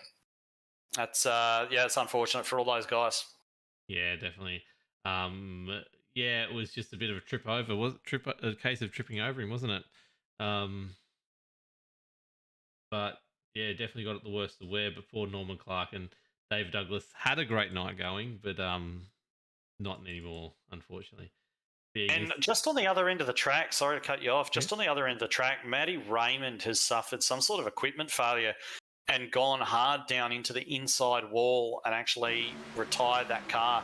He said he basically just lost the screen, so it was only him that got taken in that. He was kind of having that incident while the other crash was going on. So there you go. He's just hard left into the wall. Bounces back up into lucky spins around, almost takes out Raymond Yeager and Ryan Jones. I'd like to see that from not Raymond Yeager, Gary Wellman, I think. Yeah, it was very close, but he's sort of done a good job. I've had that happen a couple of times to me before, where the screen's gone black, you just can't see anything, and you know the last thing you want to do is take anybody else. You know that you're probably going to hit the wall, but you don't want to wreck anybody else when you're doing it. But literally, it's just blind luck. There's nothing you can do, and it's just it's unfortunate for him that that's happened. Yeah, definitely. He's having such a good night, as he always does. He's the specialist of let's qualify last and see how far we can get. It's a shame to see him drop out like that, but it has given opportunity once again to a few cars. Did anyone sneak down, or is anyone about to sneak down? Where are we at? How long was I looking at that for? I don't think so. We weren't under green for long enough. I think just about everybody went down. I think if anybody's come to the pit road this time, it's really just going to be for repairs. And yeah, I see Douglas and Patton and guys like that coming off a pit road. So they've taken repairs. Maddie Hunter is dragging what's left of that car back out there onto the track as well. So yeah, I think it's really just going to be repairs and so on. But we were talking just before that wreck about Ryan Jones and how well he's come forward from being 2 laps down. And he's sitting there in P8 now, having gained that position off the retiring Matthew Raymond. He's going to be up there behind Ruben Phelps and Luke Trahair, guys like that. So he's kind of getting now from where he was sort of picking off guys that he had a big speed advantage over. Now he's sort of getting in there amongst the guys who are they're in those high positions because they're very, very quick. So he's probably going to need to break out a little bit of that trademark aggression we've seen from him. And let's see what he's able to do. Is he able to be aggressive as he needs to be to clear those cars in front of him while still keeping the tyres alive for the next 25 laps? You know, it's not an easy thing to do. Right now, Jaden Russell has got the easiest job because he doesn't need to get up and pass anyone. You know, he just needs to run his pace. He's got clean air there. Gallagher's a trustworthy guy behind him. Of course, he's going to be looking in his mirrors to make sure that Gallagher's not trying to get a run, make a move, anything like that. But of all the positions you could be in right now, Jaden's car is the one you'd want to be driving going into this last 25 laps. And everybody else has got to balance their aggression with trying to make positions up. You know, they've got to try and actually make something work and make something happen, whereas Jaden's just got to try and keep the status quo. So I guess we'll see how it all plays out as we rack them and stack them again. So just out of interest, just going through the fastest laps of the race, top 5 fastest lap of the race is from Justin Witcher. So he's sitting in 5th there. He's got the fastest lap of the race so far, according to my data, 30.29. Good 0.2 faster than everyone else. He has got the inside for the start. Keep an eye out for him for a podium tonight as well, jumping from there. Although obviously he's got 3 very sneaky people, 4 very sneaky as they go past. We got on your outside there, Hamish Gallagher, Michael Skurlock, Luke Trahair, and Ryan Jones all sitting there on the outside, wishing they were down on the inside. But he's got a nice little spot there, I think, and some pace to burn. But yeah, we're very lucky in ANZCAR that we've got such a group of good guys that run every week, and I don't just mean good in the way they drive and the way and their skill level, but just in their attitude and the way that they conduct themselves and everything. And this top group that we've got sitting here are all good guys. They're all going to race properly, and hopefully they're going to give us a really good finish to this race. And we talked about Jones. It's going to be really cool to see what he can do from there, what he's done from so far back. But the battle between Gallagher and Russell as well is going to be fascinating. As Russell goes, he drops early, takes Micklemore with him. Green, green, green. Does Josh getting up there alongside Hamish. He's got the overlap there, so he'll be able to hold that. Skurley getting straight down as the gap opens up between the person I talked about, Justin Witcher, as well. So Skurlock's put himself in a prime 3 wide. Three wide back there. Yeah, Witcher finds himself in the middle again, slices down in front of Ruben Phelps there, trying to avoid getting hung out to dry. Hamish Gallagher has done a fantastic job to retain that second place. Remember, he was really high and really wide, and he's managed to come off the turn and beat his teammate Josh Micklemore to take that second place. Skurley just moving down in front of Witcher. Witcher having a look down the bottom, taking a nice early turn in to try and get that nose underneath Skurlock. That might cost him on the middle part, exit of the turn. He gets off there pretty well. I think Skurley had a bit of a slide, and he's having another look at him, which is not happy with just P5. He wants more than that, and he's going to have to pass some top level drivers to get it. And he all the while having to look in his mirrors and keep Ruben Phelps off him as well. And behind Ruben Phelps, the ever lurking number 11. Yeah, and while that's all been said, Jaden Russell is in the box seat, as you were mentioning before. He's out to almost over half a second lead on these guys. So with 20 laps to go, 21 laps to go, he is in the prime seat. But geez, he's got some talent behind him right now. Let's not forget, though. Let's not forget what happened in the first stint. We saw this before, didn't we? We saw Jaden lead away, and he took out this lead of around about half a second, 0.7 of a second. And then what happened? He started to come back to the field. Josh Micklemore ended up taking the lead, and Gallagher is looking quick as well. So he's actually just taken just over a tenth out of him on that lap. So Gallagher's not wanting for pace. There's only 20 laps to go. They can afford to lean on that rubber a little bit more now. It only has to get them another 20 laps. So let's look to see if Gallagher's able to use that draft a little bit, close up to the number 28 and get a move done. Yeah, I think he's definitely got some pace on him right now, and it'll be interesting to see what he can do when he gets there. Jaden Russell's not going to make it easy for him, and his dirt heritage will help him cover all sorts of overtakes, which will be good to see. But it's just hovering around that half a second at the moment. Last lap, he was still about 5/100ths quicker than him, so he's definitely fighting it out. Look at Witcher. He's just come off the turn. He's taking a little bit of a different line. He took a nice higher line, got on the throttle nice and early before, and look at that. He's pressured Skurlock into a bit of a mistake, and he's going to slip right under there, take fourth. Ruben, I reckon, is going to get him as well. Ruben's going to get it as well. So it looks as though Witch has actually pressured Skurly into a bit of a mistake there, which is no mean feat to actually do that. A lot of smoke on the track too. I think somebody's actually blown up, and it's Dave Douglas has lost that motor, so he's going to be coasting in. Yes, we will. There he goes. Just trying to get in. Hopefully doesn't cause any problems because we've got green. Oh, as the leaders go past. It's all good. Jaden Russell is now only 0.3 ahead of Hamish Gallagher, and then Micklemore is dropped off. He's 0.8 off the lead at the moment. And Witcher... Sorry to cut you off. That's weird. Dave Douglas hasn't pitted. He's just he bounced across the infield and he's, I don't know if he made a mistake trying to get into the lane or what, but he's still circulating out there on the apron with a motor that's spewing smoke. Yeah, that's interesting, to say the least. So just from his hospital bed on YouTube, Carl Wilkinson Withy is saying look out for Witcher as well. The one who's not pushing ahead as fast as I thought he would be is Ryan Jones. He's just sitting there behind Michael Skurlock after that little bit of a fall Michael Skurlock has, but Jones looks like he's getting him lined up to take over that position from him. Probably the next corner as he gets right up on his bumper. He has him set up to just dive down his side. So something could have happened to Skurlock. Yeah, he seems to have just lost a little bit of pace. He kind of got a little bit loose, and then it doesn't look like there's any damage that I can see on that car, but he's definitely lost a bit of pace. But Ryan certainly not being the ball of blind aggression that we might have seen from him in years past, where he just fires it in left, right and centre. He seems to be, now that he's kind of worked his way back to the front, he seems to be thinking about it a little bit more, pacing himself a little bit more, and it's paying dividends for him. You know, he sat behind Skurlock, sized him up, got the move done. It looks as though they're both sort of catching on Ruben now, who seems to have lost a little bit of pace. Phelps can't see too much damage on that car. It just looks as though, he's taken a little bit of a knock. Yeah, there's a scratch down the right-hand side there. Yeah, I'm not sure how much that's affecting him, but it's certainly enough for Jones to get a look down the inside there. Yep. And he's going to take that position. So that's going to be top 5 territory now for Jones. Is he going to be able to come from 2 laps down and bridge the gap up there to Justin Witcher, who's been running a real mean race of his own, to be perfectly honest? Front, we have Josh Micklemore taking over the second spot from Hamish Gallagher. As you said before, happened at the start. Josh has some pace.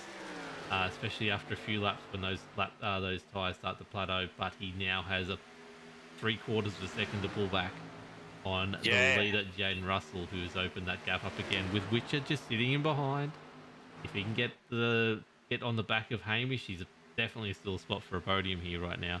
And Ryan Jones tackling him down, opened up a gap on Michael Skurlock before there as well, as we got 12 laps to go in the Texas 150, brought to us by Billy Hickey at Property Brokers. Go check him out. He's a legend for bringing this race to us, because it's got everything. I want green flag to the end, guys. Don't do anything silly.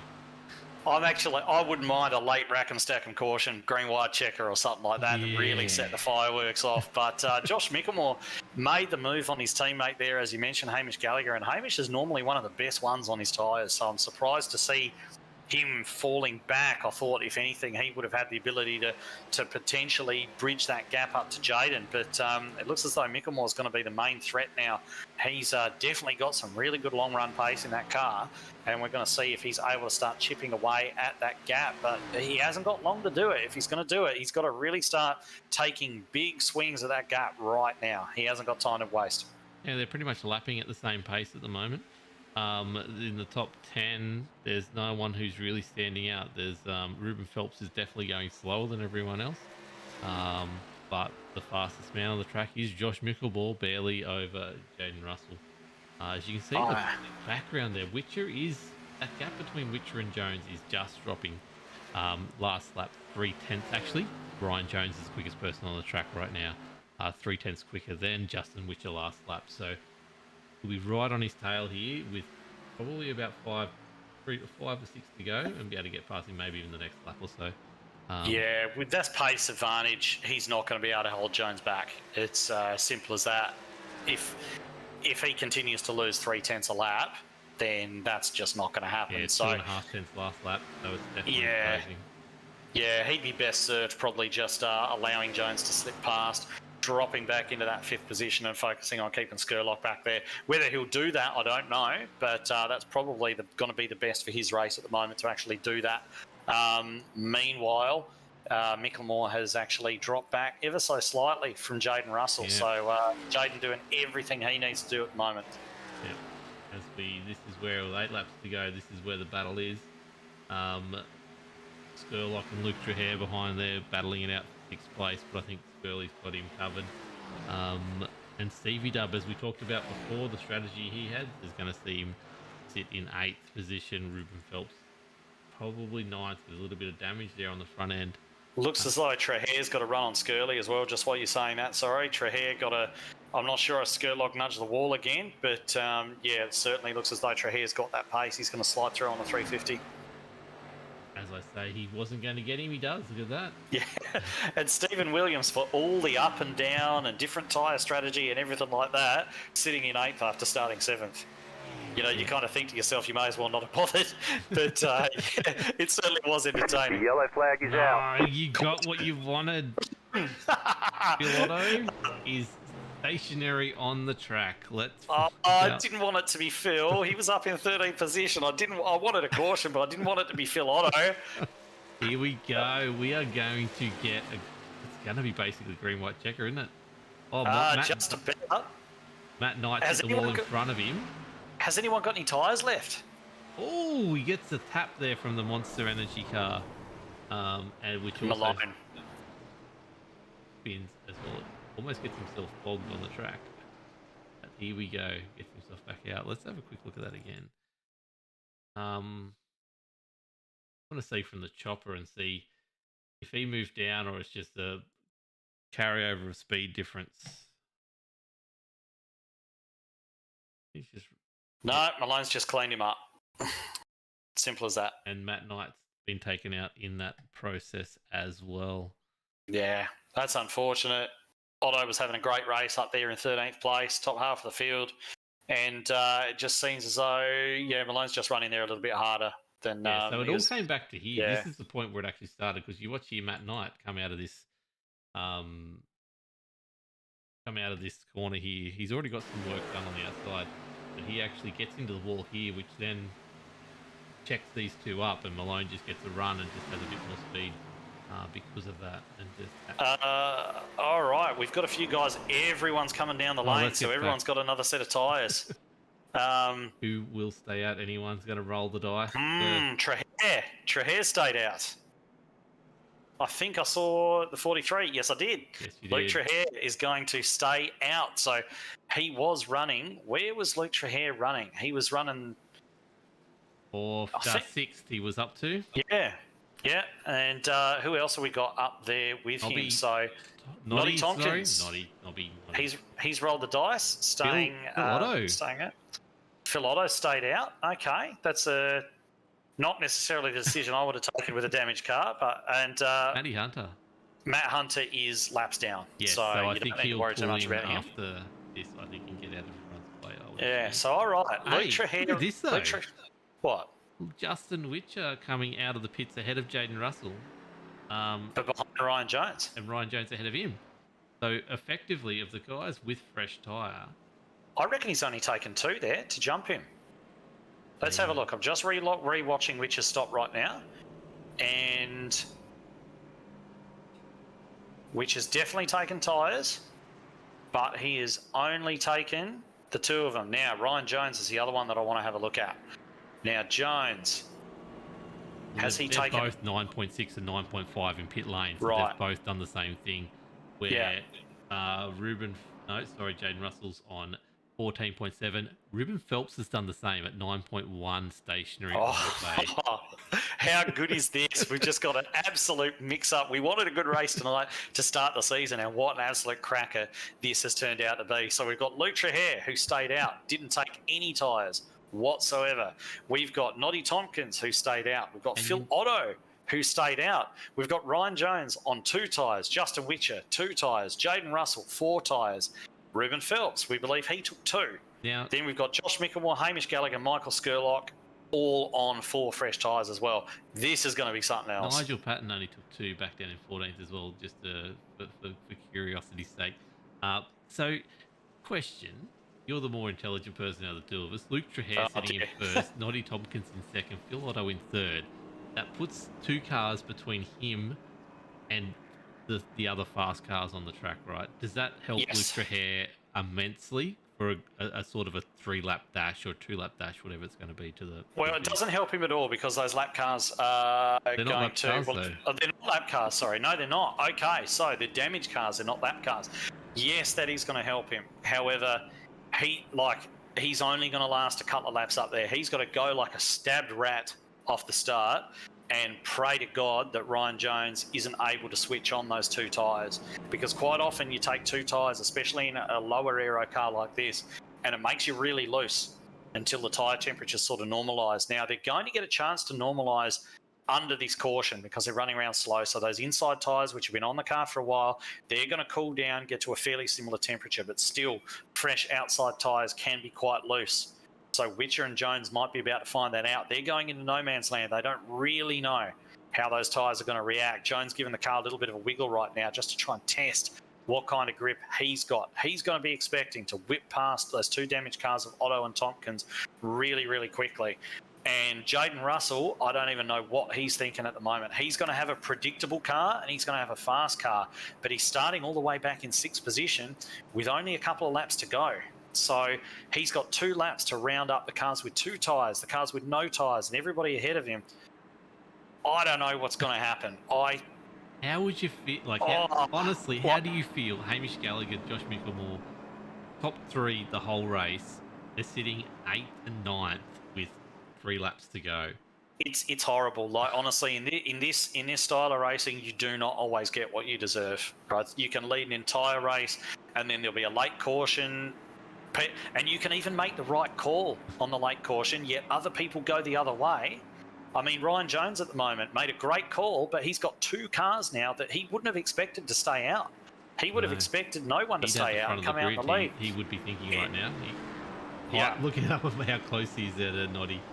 Yeah, that's not good. He doesn't need to be that close. He needs to have the room to get out and around him. He can't be that close because it's just going to be contact. So we're going to get all our question answers. We've got 2 laps. We're going to get our questions answered unless there's another caution.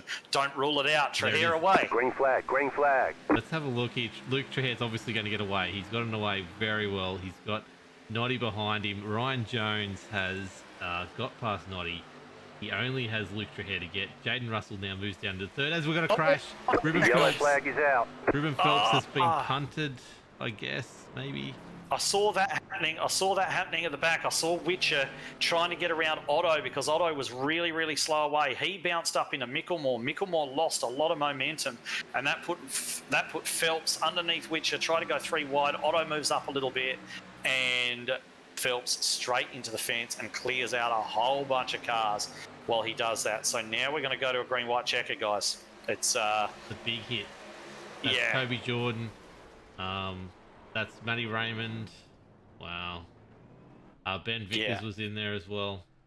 And that's often what happens. You know, it's you've got 2 laps to go. You've got 2 laps to go. You know the cars in front of you are damaged. They've got no new tyres. They're slow. They're off pace. You know that you have to go. You can't lift. And that's what's happened there. You know, guys are trying to come through. They can't afford to lift. It's too late in the race. They got to go. And that's what happens. If someone set the server up right, we're going to have a green-white checker. Hopefully, Yes, we have one green white checker, so that's coming. So we're going to have, when we go green, 2 green flag laps. Oh, sorry, Nathan Rawlock, not Maddie Raymond. My bad. I was calling it blind.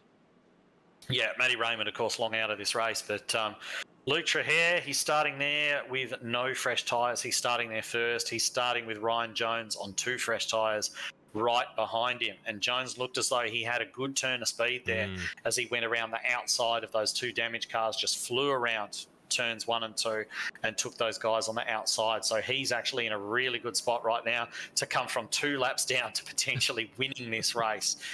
Wouldn't that be something to start off the season? Jaden Russell, let's not forget, he's probably been the form driver all night. He's sitting there in 4th position. He's got 2 laps to go, and he has got 4 fresh tyres. He is the first car with 4 fresh tyres, and he has got pace to burn. And let's keep this in mind. He's going to be starting on the outside behind Ryan Jones.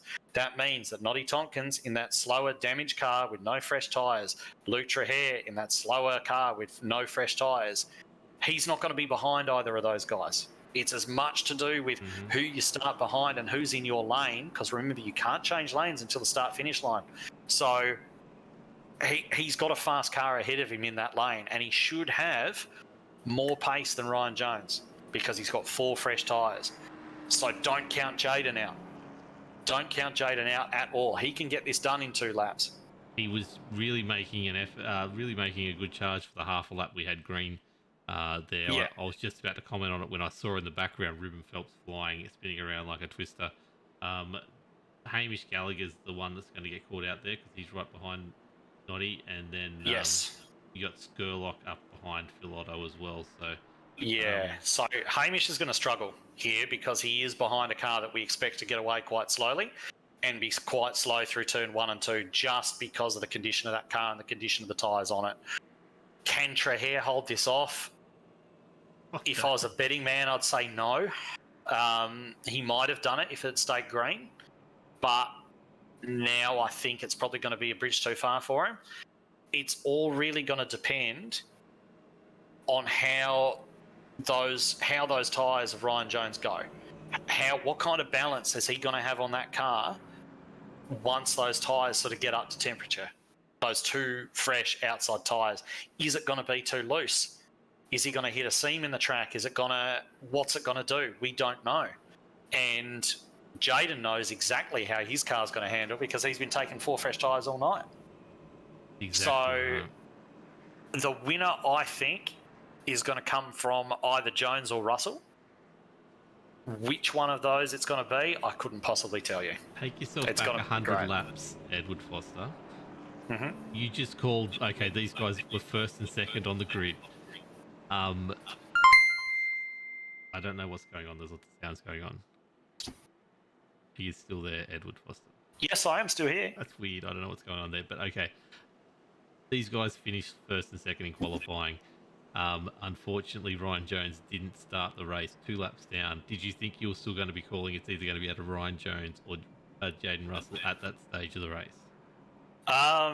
After I saw Ryan have that disconnection, I didn't think I'd be calling him for the win necessarily. But, I mean, if you had a look at the starting grid and you had a look at the grid we have now, we'd go, well, what's happened in the race? Yeah. What's happened? I mean, Trahare's moved up a buttload of spots, but apart from that, what's actually happened? But there's been so much happen. There's been so much mixed strategy. There's been so many comers and goers throughout the night. We've still got, let's not forget, we got Stephen Williams in there in 7th place. We've got Justin Witcher still back there. Micklemore's still there. We haven't talked too much about him, but he's still there. Phil Otto's there with that busted up car. He's going to be hanging on for dear life. So quickly, I've got some chat I really need to get to before we start. Go for it. So Carl has picked Tompkins to win with Trahere and Jones full wreck. And with that noise I was hearing before was actually Patrick Sanders doing 50 stars on Facebook. Thank you so much. After Dark Sim Racing for the win. Okay, well, interesting calls there. They're not the ones I made, but I've got a history of being wrong. So we'll see how it turns out. Could not he get this victory with that damaged, busted up car? Who knows? But we're about to find out. We're going to know in a couple of laps. There's only one green-white checker. If they wreck again, it's over. When does Trahare drop the hammer? It's got to be early. He has to go early, and he goes early. Off he goes. Probably not as early as he might have, but he's gone. It looks as though Russell got really sideways or something there, and there's been a wreck. That's it. Trahare's got it. Trahare gets it. Noddy gets the podium, and Ryan Jones gets second. That is an anticlimax for the ages, unfortunately. Fortunately, Jaden Russell actually, I think, got sideways off that start, collected Hamish Gallagher and Stephen Williams. Just lit up the tyres. Nothing. That's unusual because he was on the 4 fresh tyres and he lit them up. As I said he goes down deep and takes out Hamish and Stevie Dub, as you said. Yeah. Wow. So Luke Trahare takes the victory from Ryan Jones and Noddy Tompkins in 3rd position.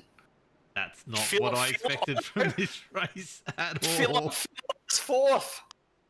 After being wrecked out of 13th place, Phil Otto is 4th position. Skurlock 5th. Justin Wischer hangs on for 6th position. Matt Knight, we didn't even really talk too much about him in 7th. Micklemore, after leading the race, 8th. Stephen Williams, after his up and downs, 9th. And Nigel Patton rounding out the top 10.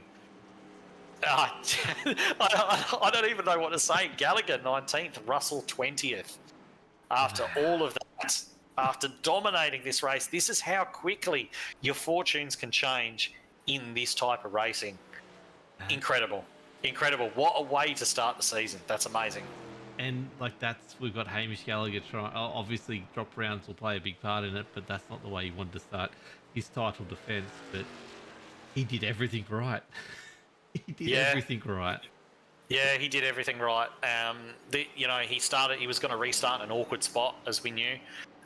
Did not expect Russell to light those tyres up. I don't think anybody expected Russell to light those tyres up. It's unusual. But they're running around under caution now. They've just crossed the line, so those results are official. And Luke Trahare is going to carry the victory away after looking for a moment like all might be lost. Yeah, I better go to live again. Sorry, that's why. I'm just baffled by all this. This is one of the more bizarre races I've seen in a long time, and it was so run-of-the-mill, It was just the 3 and 4 at the front with a 3 and 4 at the front, and that's the end of it. If possible, after we interview the top 3, I'd like to get Phil Otto in as well. If we see him pop up in the green room down there, have a bit of a chat to him because, I really want to have a bit of a chat to him about how that finish went. Of course, we've had Ruben Phelps sat down there in the infield care centre, who we didn't get to, unfortunately. Didn't get a chance to have too much of a chat with him. Unfortunately, getting involved in something towards the later stages of the race. But, wow. What a way. If the remaining races are anything like this one, this is going to be an absolute ball tear of a season. Yeah, because I was going to say, like I mentioned at the start of the season, as part of the race, Jaden Russell last year had some bizarre things, kick disconnects and things like this that cost him, a really good run at the championship. But he started the season with another bizarre result after such a good finish. Hold on, I'll get rid of the height of results. We see Luke Trahare celebrate his victory that I did not see coming. He pulled that one out of his backside, didn't he? I mean, he started 22nd, didn't make too much of an impression early, made a good tyre call, started to work his way up through the field, made another good tyre call to actually stay out at the end there. But of course, you don't know, do you? You don't know if it's going to be a good call or not. No, I've got to call this top 3, this podium, the top 4. Let's go top 4. Luke Trahare up 21 places to finish first. Noddy Tompkins up 28 places to finish 3rd. Ryan Jones hasn't moved. He started 2nd, finished 2nd, but he started from the pits 2 laps down to come 2nd. And Phil Otto up 15 places to finish 4th. I'm over it. I'm done. You can't even. What can you even do? So we've got a few guys actually that sat down there in the general chat at the moment. We'd probably prefer them in the green room, but maybe while we're just waiting for the winner to filter in, we might want to have a chat. We've got Phil Otto and Ryan Jones down there. Who do you want to grab first? You dealer's choice, mate. You go for it. All right. I reckon I'm going to pull Phil. Let's have a quick chat to Phil Otto, shall we? As soon as I can work everything out. Work out how to do it, mate. Phil Otto. There we go, mate. Very, very well, mate. We normally just go through and chat to the top three, but we thought that fourth place is probably worth a little bit of a conversation. So I'm just interested to see how it played out from your point of view. How good was that? I was just trundling around doing my own thing, and it just happened that third last caution was just at the right time. Plenty of tyres, plenty of fuel, not a problem. And then that second last caution, someone just ran straight over me. I don't know who it was. No idea. Well, we were actually taking a look at your race as it sort of progressed, and obviously that caution you got involved in, where you got hit from behind. Yep. And I'd actually been saying to Wilco that I wanted a late caution. You know, I wanted something to bring everyone back together. And then when I saw you were involved, I'm like, no, I didn't want to be involved. You know, you're having a good run up there in 13th place at that time. So what was the line of thinking that said, okay, my car's damaged. What I'm going to do is I'm going to stay out and see what happens. What was the line of thinking behind that? Because I don't think there's too many people that would have made the same choice. But you did, and you wound up with P4. What could go wrong? I finish a lap down or get a top 5. Choice is easy, mate. Just stay up there. Even if they passed me, I'd still get it. I don't think I would have gone back as far as what I was. So... Just the clear, rational thinking that experience brings you, I suppose. No, I wouldn't go so that it's clear. But Well, that's fantastic anyway, mate. I don't think there'd be a person out there that would begrudge you that finish, certainly, after the race that you ran. And, of course, if I'm right in saying you've come back now with a new team, formerly of DPR, of course, now with Kinetic, yep. And things have been going pretty well for you. Yeah, they haven't been too bad. Had a few life things going on with the wife, but you know that's just the way it is. So, and now hopefully we're back racing, so having some fun. Fantastic. Well, everybody's happy to see you back. You're one of the good old boys of ANZCAR, been around for a long time with all of us. So great to see you back on the track. Great to see you get a good result out of tonight. And is there anyone you want to thank before we let you go? Just the boys at Kinetic and racing for John, and he's sorely missed the team. So, and you guys for up there. Broadcasting and ANZCAR admin for putting this series on. It's really good. Thanks, boys. Appreciate it. Fantastic. Well, the ever-popular Phil Otto there with an ever-popular fourth place. Going to be one of the most popular fourth places, I think, in recent memory, certainly. So we might move now to our top three. And we're going to pull in Noddy Tompkins, our third place getter, right there at the end, and have a bit of a chat to him. Oh. Noddy Tompkins, third place. Where did that come from? Talk us through it. No, mate. This is where all the... it's just total luck, mate. When they went into the pits for that last one, I was sitting about 20th, and then I thought, well, there wasn't that many laps left. As long as 20 dudes don't pass me, I'll be all right.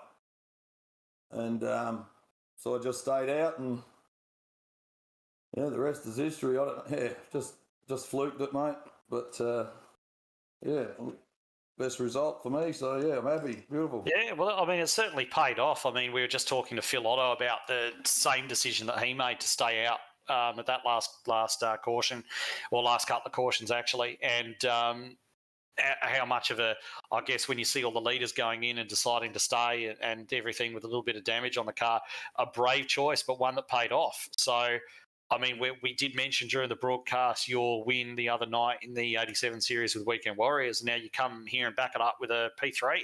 So, rich vein of form, mate. Are you going to carry it on? I just need some more luck. The 87's race, I don't know how I won that either. So, neither do I, but moving on. Yeah, but yeah, I don't know how that happened, but yeah, no, look, it wasn't for Maddie. Maddie helps me out so much. Unlucky tonight, but I'm pretty green at all of this, and without Maddie's help, I'm improving season by season. But yeah, it's a slow process, isn't it? Yeah, it certainly is. So much of this type of thing with when you're racing so closely around people is down to experience and so on. So you're certainly making your mark now, though. You we've got a top three on the board. That's something that a lot of people go through their entire lives in ANZCAR without achieving. So you've got that. You got to win there in Weekend Warriors, mate. So it'll be onwards and upwards from here, I imagine.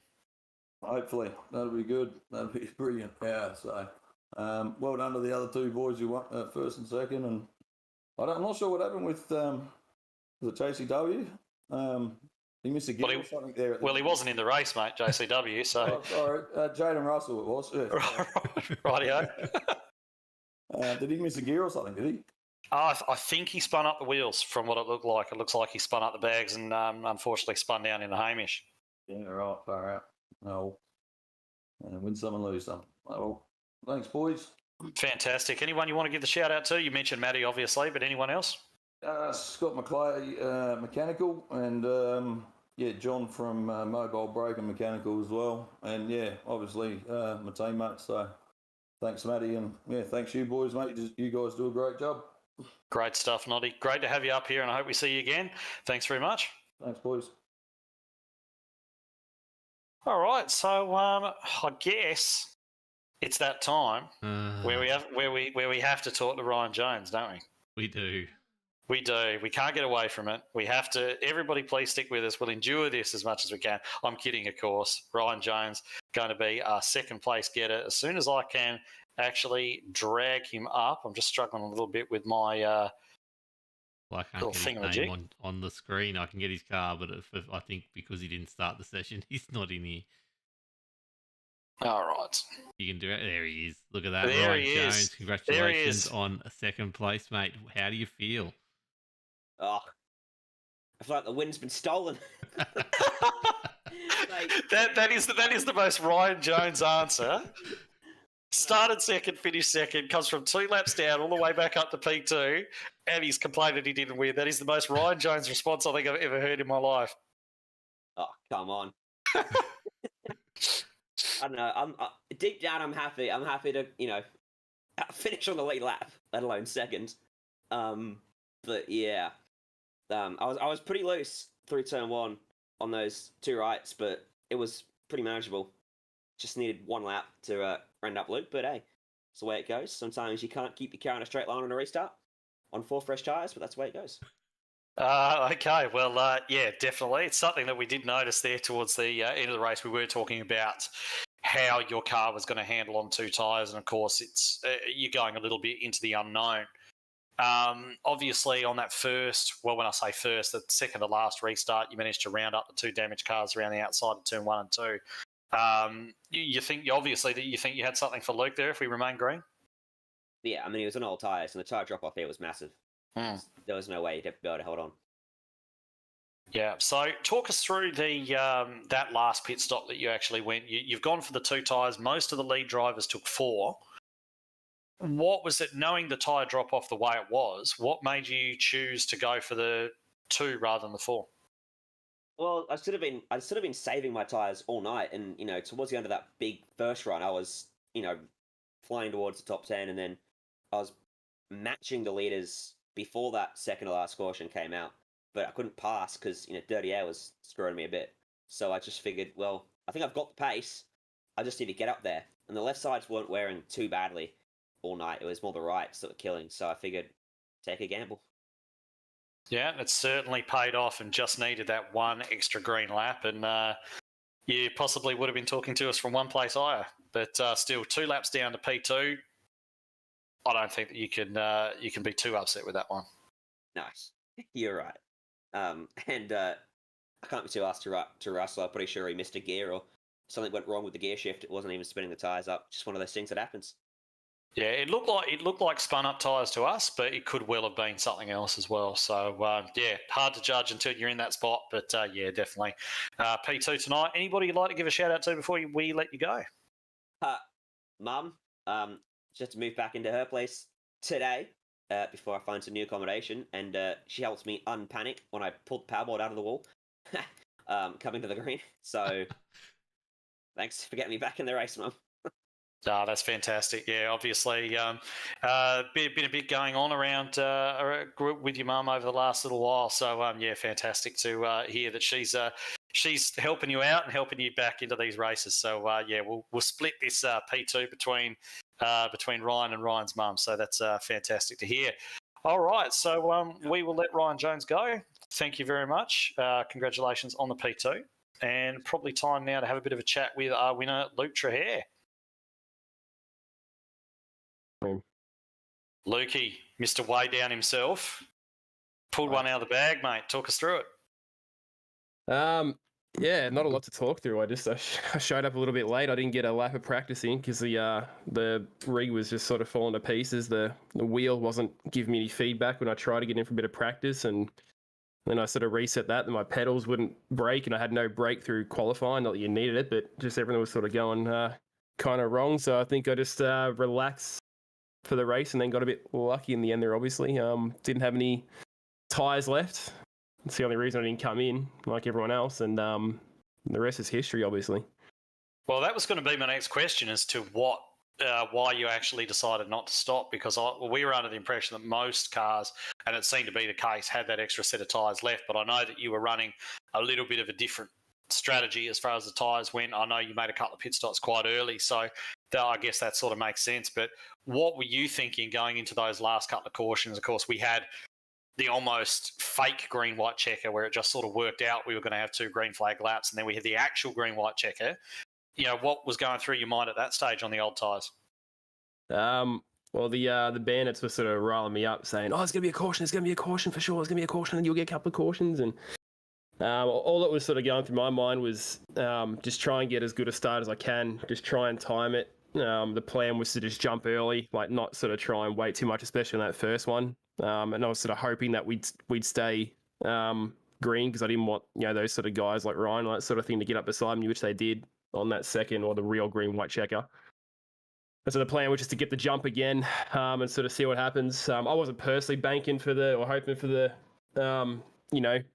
sort of gimme win with the yellow flag there at the end. I was hoping we'd sort of run it and see how we go. I'm sure the guys would have caught me, but I was going to give it a red-hot crack anyway. But my tyres weren't too bad. I look after them pretty well. I would have at least made it pretty interesting, I think, towards the end there. But yeah, I mean, just pulled the rabbit out of the hat, I guess, and here we are. Well, so we've got a guy who finished first who got no practice in because his rig wasn't working, and we've got a guy in second who ripped his power board out of the wall and killed his connection and plugged back in. Maybe the best way to go tonight was to have some catastrophe before the race and have everything just work out at the end. But anyway, came away with the P1. That's all that matters. It's going to be a handy little championship lead as well there, being round 1. So what are your plans for the rest of the season? You reckon you can take the fight to Hamish? Oh, yeah, I mean, I like the battles with Hamish. I mean, I don't know what it is. I've never really liked the Xfinity car, but it seems to kind of speak to me a little bit, because I'm not having as much success finding my feet with the Cup car at the moment, but the trucks seem to go well for me, and a couple of the results that I've got with the Xfinity car, it just shocked me. Like, I really don't know what it is. I'm not in sync with the car like I'm sure Hamish is. It just, I don't know, whatever it is, the power, the aero, just, I don't know, it seems to work with my driving style. So I'll do as many races as I can. I actually didn't even know there was a race tonight. Like, I showed up late for the actual practice itself. I mean, I logged in, but I didn't even find out till probably about 7 o'clock that it was even happening. I thought we had a week off. But yeah, I'll keep running as much as I can, race against those guys. Good little series, enjoying the car. So we'll keep going for it. Fantastic. So before we let you go, the traditional shout-outs, thanks, hi mums, anything else? Yeah, of course, the bandits first and foremost. Those guys, we had a good old laugh for that race. You guys all know who those boys are. That's why we do it. We here to have fun. First and foremost, so big shout out to those guys for keeping it way more interesting, even though it's a big barrel of fun on its own. Second, obviously, just to my main sponsor of the car, which is my own page for the Way Down. As I said in my last win, it's sort of on the back burner at the moment because I've got a few other things going on with some of the writing journalism stuff I'm doing in MMA. So that sort of leads me to the next shout out, which is Eternal MMA, biggest mixed martial arts promotion in the country. Have been for a long time and will continue to be. Big event coming up for those guys next week on the Gold Coast. Jack Becker versus Aiden Aguilera. Huge card for anyone who's into mixed martial arts. If you like the UFC stuff, tune in for these guys. Got UFC Fight Pass. Tune in and give the local MMA scene a big old watch. A lot of these guys aren't making a lot of money. In fact, they're making a pittance, of course, because it is the local sort of scene. So anything they can get in terms of shout outs, views, tune in to see their fights so they can get to the next level. It's much appreciated from those guys for sure. Second shout out, just to AGK42. Another sticker on my car. bloke that I sort of grew up with back in the 2000s. Very successful graphic artist in Japan. Does a lot of fantastic work. Designed my logos for me for the car. Does a lot of great work. And find him at AGK42 on Instagram. Check out his work. About 20,000 followers on Instagram. Yeah, very successful. Check his shit out for sure. Last but not least, shout out to ANZCAR, of course. Locked on lads for the broadcasts. You Ed for doing the comms tonight, obviously, which you didn't know. And shout out to Carl wherever he is. And he's in hospital, unfortunately. Of course, I saw that with the yeah. slip disc. Yeah, I did see that. Shout out to Carl.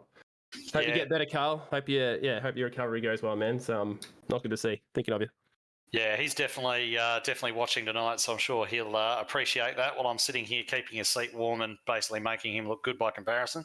But yeah, definitely congratulations on the win. Everything sort of turned out in the end, and yeah, certainly, guys, everybody, please take notice of the organisations and sponsors and stuff that support the guys that we've got here, because it obviously makes a rising tide lifts all boats, as they say. And certainly the guys that are supporting Luke and the work that Luke's doing on the MMA side with all of that media stuff and everything. You know, I've seen some of the stuff that he's put up on the socials about the interviews that he gets and things like that with some guys that are really making waves in that scene. So yeah, fantastic to see. And congratulations to you on the win, and we'll probably let you go and celebrate from here. Thanks very much, Ed. All right, so that was Luke Trahere, your probably unexpected winner if we looked at the first 75% of this race, Wilco.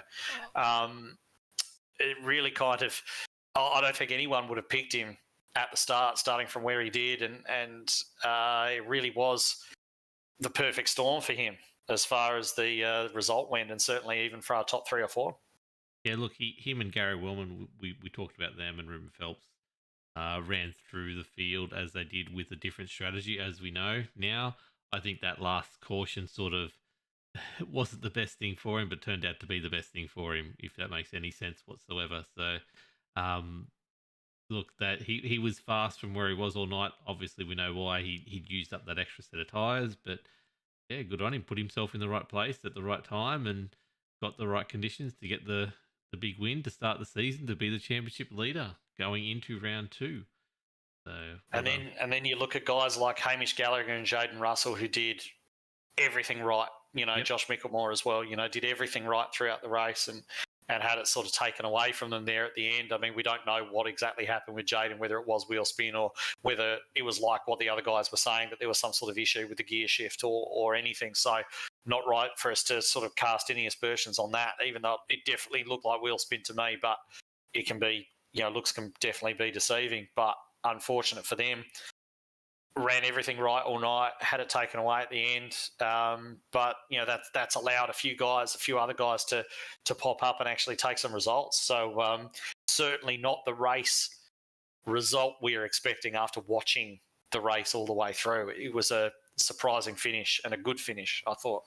Yep, definitely is. And like as you said, 18th for Hamish Gallagher, 21st for Jaden Russell, 2 that we definitely thought were going to be right up there going into tonight. Even Josh Micklemore in 8th. It's sort of those positions help him for the start of the season. Obviously, Justin Witcher, if he's going to be around all season, helps him out being 6th, finishing 5th. Michael Skurlock and Ryan Jones and Luke Trahere, obviously in the best spots for this. But such a good effort to see Noddy Tompkins, Phil Otto up there. Even Matt Knight in 7th, considering that the night he really had. Stevie Dubb in 9th and Nigel Patton there in 10th. Such a great job from all those people. Such a different result that we like to see every now and then. You don't want to see the same cars doing the same things all the time, but you know, this was a really good one. So well done to all those guys involved.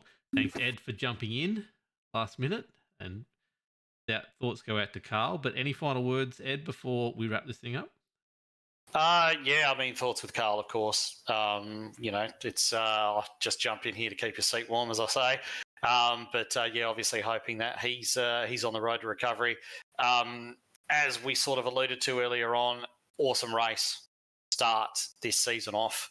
Really looking forward to see how the rest of it turns out. I've got one round penciled in where I'm actually going to come out and run this myself. I haven't run this car at all this year so far, but definitely going to get the car out at Belle Isle and have a run. So I'm looking forward to that. We'll see if I manage to get out for any other rounds as well. But if that aside, if this first race is anything to go by, this could be an absolute cracker of a season. Definitely will be. Already excited to be calling it for the next 11 weeks. But yeah, like I said, get well, Carl. Thank you everyone in chat who hung around and made the race interesting from our perspective as well. Keeping up the analytics by watching and chatting and subbing. All those people who we had stars sent tonight. That's all the stuff that keeps us going. So thank you very much. Locked On Lads is where our content is. LockedOnLads.com, Locked On Lads on Facebook, Locked On Lads YT on YouTube, Locked On Lads on Twitch.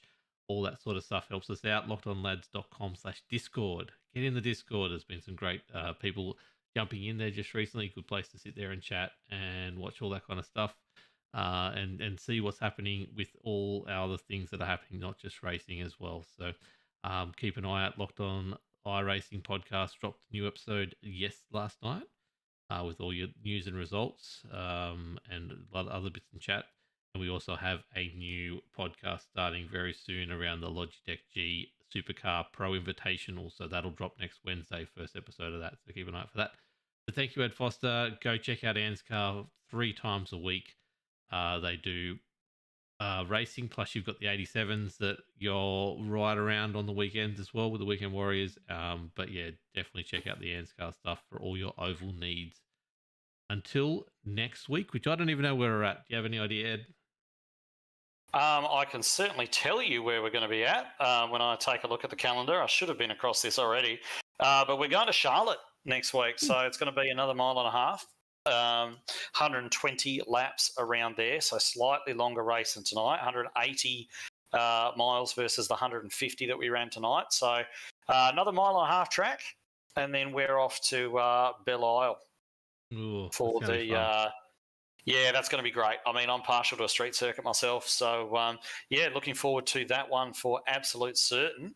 And we've got a whole bunch of really nice circuits coming up later in the season as well, culminating with the final round at Watkins Glen on the 27th of July. Excellent. Cannot wait. But that's it for this week, everyone. Thank you for watching, and we will be back next week again with all the best Thunder action you can get. Thank you for watching, and good night.